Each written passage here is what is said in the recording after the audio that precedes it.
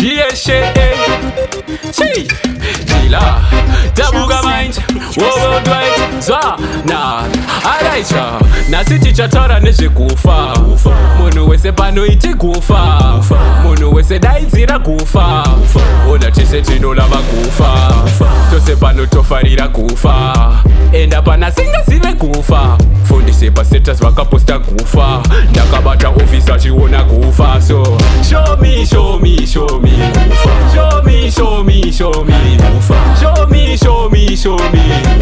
akapitira kuona kufa so show me show me show me show me show me show me show me show me show me kana pani yangaita kufa mufoni mako wakashafa kufa vamwe venyu moserera kufa kumatu momukira kufa una bebi yasi une kufa tegerwa sendi nenya yekufa kumapasa mopinda nekufa siri pano dayokusina kufa akupira usavi yakumbira kufa ama 2K mofarira kufa tore chigwi tilita kufa 552 nenya yekufa yatorisiya kutofunga kufa so show me show me show me show me show me show me show me show me show me akapitira kuona kufa so show me show me show me show me show me show me show me show me show me kana pani yangaita kufa mani makondo ingori kufa gara pasi business kufa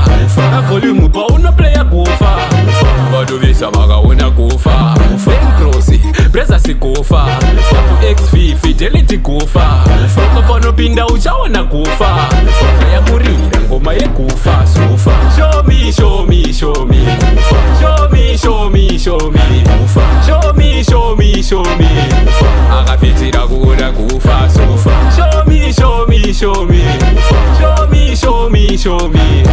show me show me show me kana pani yangaita kufa Master dokupata mchira Andrea Osanseya Tyrone Mashasha yode Madness Hawaii Tida 420 Oh kufa Tida the boy kufa